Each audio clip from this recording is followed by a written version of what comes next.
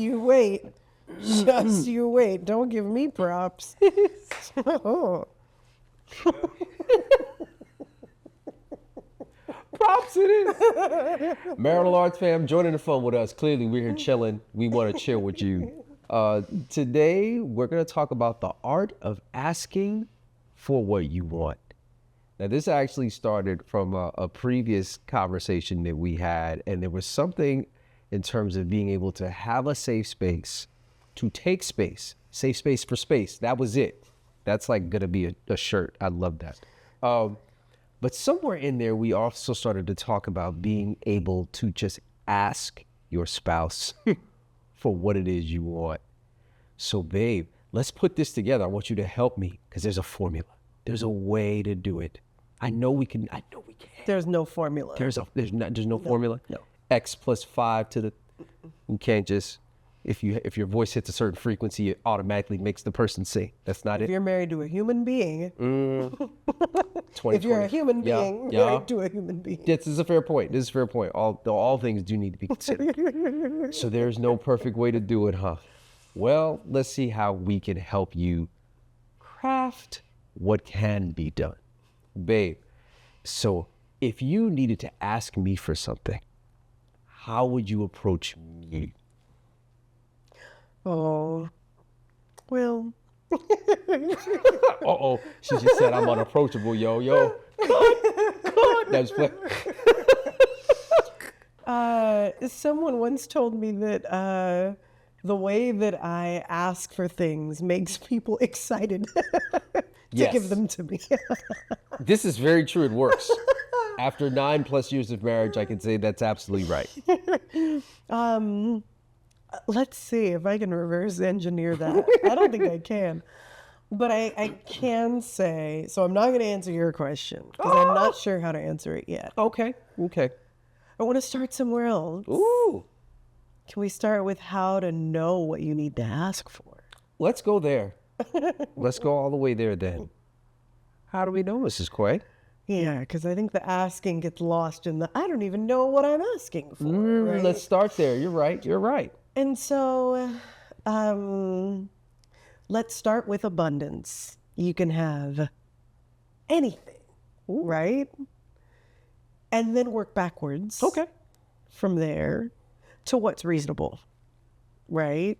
And you know your spouse, you know what you have reasonable access to, what you have predictable access to, okay?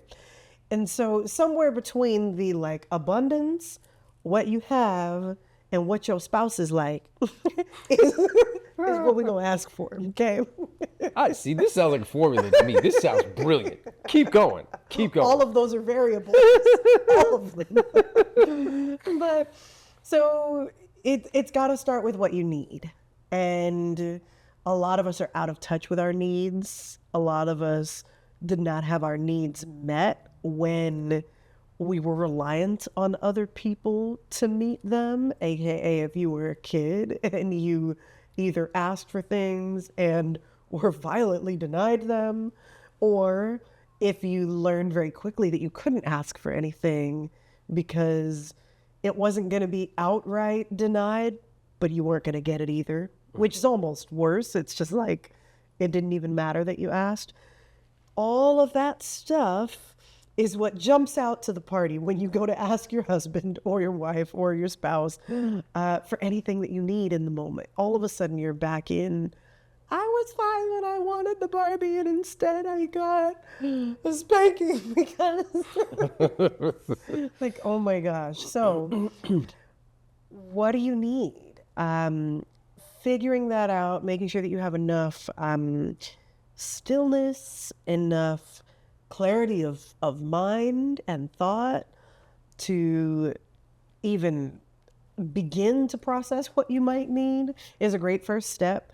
And if you don't have that, then that is what you need. Like, I can't think straight. I need 10 minutes. Like, untouched, unbothered. And it's fair to ask for that. But it's got to start with what you need. And that might be a social need that you need to connect with somebody outside of your kids and the person that you see all the time. It might be a spiritual need or a physical need. Sleep and food and water and showers are big ones. If those haven't all been covered, you probably need one. Walking through what that looks like for yourself is the starting point. What did I miss in terms of how you figure out what you always say in terms of, I'm not going to copy you. I love you. Well, what did I I'm miss? rubbing off on you after all these years. Look at it. I refuse. I refuse. What did I miss? Insert blank. With asking with identifying needs. Okay. How else can you identify needs? You know what? I don't want to say miss. I just wanted to add on to, because I think what you gave was very, very full and complete. I just wanted to add, you are worth your needs being met. This is a critical truth we all need to own, because I believe this is why a lot of people don't ask. Is if we're really honest with ourselves, we struggle at times with feeling that we are worthy of our needs being met. And so before you ask, start there, because you don't want to delegitimize yourself before you open your mouth. And just know that season in, season out, whatever your needs are, you are worth them being met. So I had to add that, because everything you were saying, I was like, yes, yes, yes. And on top of that, once you've taken into account all the things you said, it's then speaking with that knowledge, with that fullness. And I'll also say, and if you don't feel that way, that is your need. Is figuring out why it is you don't feel you are worthy of your needs being met. That becomes your new immediate need. That's the ask that you have to have of yourself, is to say, why don't I feel as if I'm worthy of my needs being met? And I think that will uncover a lot too. That's huge. I had a Selah moment on that. I would add to that that your needs matter. There's no hierarchy or value assignment around certain needs being more important than, or more critical or prioritized above. If it's 15 minutes of solitude or 15 minutes of binge TV, well, they're binging it in 15 minutes, but okay. That's your need. And so making sure that as long as it's healthy, we're not going to pretend certain kinds of spirits and mind-altering substances or needs, okay? They are not. I don't care if they're for your glaucoma. They are not needs, okay? Aside from that, they matter. Because that was what, in 1990, it was glaucoma. That was a need. A lot of people who didn't have it claimed it and said it was a need. This is a fair 17 point. years old. Fair point. Okay. Your needs matter. And a lot of, I just want us to resist the urge, because you described it so well, of delegitimizing your need. Another way that happens is thinking that what you're asking for is not important, or that it doesn't matter.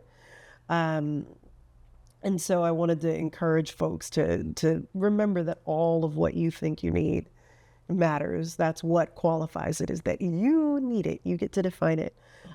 We have a couple of really adorable and now challenging tactics we used with our kids to get them really comfortable asking for anything at any time.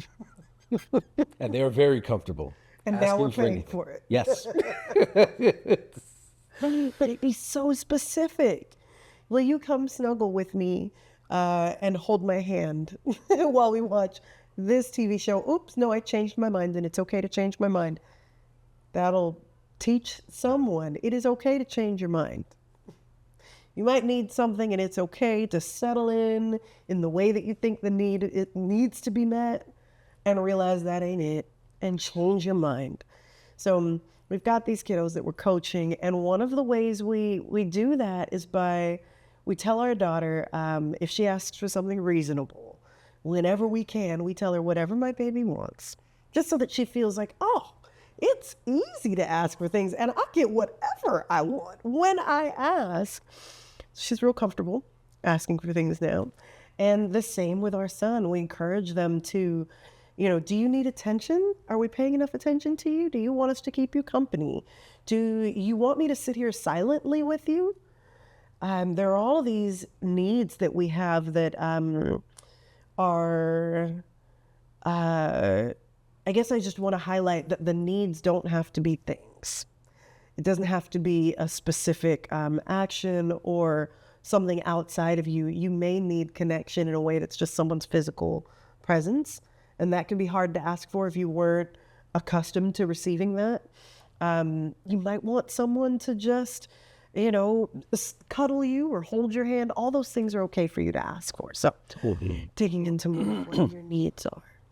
I just wanted to add something because of the way you described how, we have worked with Sam and with Naomi, like, be specific, like, about what it is you need. Don't be afraid to ask specifically for what you need. A lot of times when we approach our spouse, and especially if it's a very critical need, we think we have a better chance of approval, of having our request approved if we're general. It's almost like if I'm general and it's rejected, then it was just the general thing rejected, but not the specific thing, so I don't feel as bad. And it's like, no, the more specific you are, the more likely you are to have that need met. So be specific. And if you haven't taken the time, at least take the time to figure out exactly what it is. It's one thing to say, I need to sit here on the couch and hold your hand. It's another thing for me to say, I need to be at peace. Like that can come from any number of avenues. And so when you're asking your spouse for something like this, you want to be as specific as possible, because I think it helps. Also, it gives information to your spouse, like, oh, wow, that specific thing meets a need of yours? Well, now I can, in my mind, I can start to use my imagination to create space for that thing in our marriage on a regular basis. And if we really get wow, we can start creating space for that thing to be met. You might not even have to ask. It might already be met before you open your mouth. But that comes from being specific with what that need is. And it's, as you were describing that, I realized, like, this isn't, I don't want to, so this is not an occasional thing. This isn't like once a day or once a week or every blue moon. I have a major need and I've sat with myself and I've identified all of these things. This should be comfortable enough for you and habitual enough that it's constant. Like in everyday conversation, think of how much easier it would be if when your spouse came to you to talk, they'd say, hey, I need about this much of your time and it's going to get real deep. So do you have the emotional bandwidth? Because I'm going to need you to just listen and not actually give me any advice. I don't want any advice. I just need a listening ear for about an hour. You got me? Like that works. When they come to you and you got a wrench in one hand and a hot dog in the other and a baby on your back, and they just start the emotional vomit, you guys are going to be there for another 3 hours. Unhappy because someone, never mind how you ended up in that scenario with the wrench and the hot dog and the baby, but It could happen. stranger things. Yes. But starting out with what you need, it can be that every day, that that regular, like constant part of your interaction, because we're not mind readers, and it's much less stressful when you're not trying to figure out what the person you're with is looking for. Okay. Here's another I own it moment. A lot of these as we do these more often. This mind reader thing, oh, your boy was the worst. In that, Worst at mind read. Oh, go ahead. I used to believe she should be able to read my mind. Like, I don't understand. We've been together a long time. I think I'm pretty clear. We know each other, and we're married. Your mind palace is huge. And actually, that's not the point. Never mind that my mind palace is literally too big for two people to be able. No, it's not the point. And ever changing. Yes, changing and evolving, not the point. Okay, you're perfect. You should know. Just because they are your spouse and you are one flesh does not mean you are of one mind.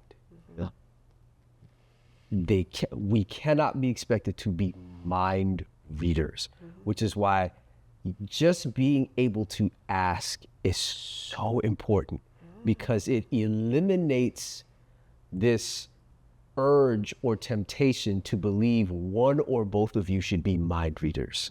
Like, no, you say what you need. That is the healthiest form of asking. That's the healthiest form of marriages. You say what you need. Will that need always be met? Maybe. Yes. No. But we want to establish a space where it is constantly and consistently safe for it to be said. Yeah. Just as you were speaking, I got this just clarity about how many folks are in that painful place in a marriage where you're scared to ask because you've gotten the wrong answer so many times. Yeah, I'll jump in on there. You want that? And so there's two things. One is I have a rule. It's the 3-time rule. Okay, the first time doesn't count. It just happened. Okay. The second time you take note of something if it happens second time. The third time it's a pattern, and you get to decide whether you want to address it. Depends on what the thing is and how egregious it is. You may just let it lie until the fourth time, or it may be serious enough that you go address it. I say that to say we all carry our, hopefully, whole hearts into marriage. And when you ask for something, and part of you is that, little kid that asked for something and it wasn't met, know that that's going to show up the very first time your spouse doesn't give you the answer you want to hear. And I guarantee you it'll happen at least once in the lifetime of your marriage. Just because you have all of those triggered feelings does not mean that should all be assigned to that first time.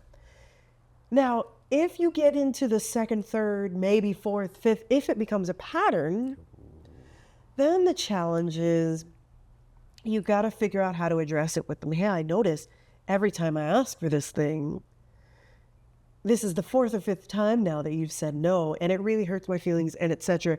And so you've got to be willing to address how it makes you feel to actually respond to it. But I know there are things that are unasked because they've been answered and it was painful. The answer that you got back was painful. And I just have to encourage folks to ask again. If it's a need and it's not being met and it's reasonable, it's healthy, it's safe, because you got to ask again.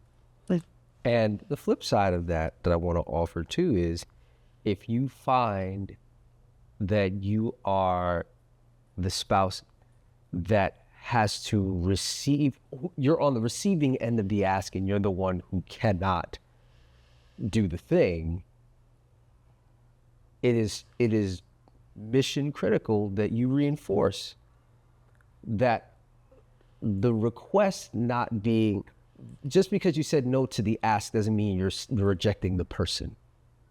Like, that's something that in that moment has to be made you have to reinforce it and be very, very clear. Because if it is a need, especially if you're with someone who has a lot of trouble asking for something, that no is not to the, they're not going to receive that no as a no to the thing. It's almost like you said no to them.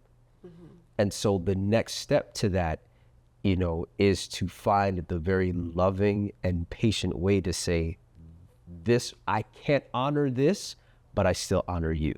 And so that next step has to be taken. Otherwise, if you become a person that cannot be asked things because the way that you say no does so much damage, you render the ask obsolete. And so now you're in a position where unfulfilled needs start to fill up your day to day. And that's just that's a downhill slope. Yeah, that was a jaw dropper, because once you can't be asked, that means everything has to be done without your permission or input. And I'm not saying it's authorized. I'm saying that it's like part of what we have to navigate in a marriage is figuring out how to work together. This is not an employee-employer relationship or an LLC where all the partners have divisible shares and you can, you know, terminate the contract and move on. Right. This is, regardless of the circumstances surrounding the entrance to the marriage, your physical being, body, soul, mind, heart are on the line here. And it is not as simple as, you know, just withdrawing or exiting. There's a cost for that. And so figuring this stuff out has to take both sides, being really intentional about not only what do I need, how do I ask, but also what you were describing, to show folks what that looks like. And you put it really well in saying like that you're not rejecting the person and that you can't honor the request, but you honor the person. It may look like, as you call it, no and like maybe they're saying, hey, can you give me a hug? I need to feel comforted right now. And maybe you just finished washing the dog. And so you say, no, and I'm going to wash my hands and then, or can I just quickly wrap up this thing and then, or it's some acknowledgement. They call it leaning in, because it's a bid for attention. At the core of the ask is a person asking to be seen and heard and known. And then it's less about the specific thing that's being requested and more about each spouse's capacity in that moment to see and hear and recognize each other and know each other. And so if that's what it's about, okay, well, maybe what you're asking is not as important as eye contact and, you know, acknowledging what was said, responding in a way that demonstrates consideration and care and thoughtfulness. And then it doesn't matter if it's a yes, no, maybe so, you know, a lot of the core needs are met just in the way that you acknowledge your spouse. So that's a huge part of it too. Oh man, it's wild because, you know, we started this as, you know, how to ask, but it sounds it sounds like how to ask is not just a one person job. Like in terms of for a marriage, the ask is, I want to make sure I say this right. Asking requires that the environment has been set that allows a person to ask. And so that is a two-person job. And so it is, are we consistently honoring each other's needs enough so that the space is safe enough for either of us to ask? And wow, yeah. And so I think that's one thing I want us to hold on to is if your spouse is having trouble asking for something, it is not because your spouse has a communication issue. chances are there is an environment issue. And the environment is cultivated by the both of you. So now it is, what are we doing that has allowed the space to become the kind of space where one of us is uncomfortable asking for a need? And that's a bigger thing to really sit down and address. So I think that's a part of it, is creating an environment, creating a space where asking is safe. And not only is asking safe, but whether the response is yes or no, the space is still safe enough. The space is still filled with love. The space is still filled with compassion. And the two of you are still occupying the space with the togetherness that allows for another ask.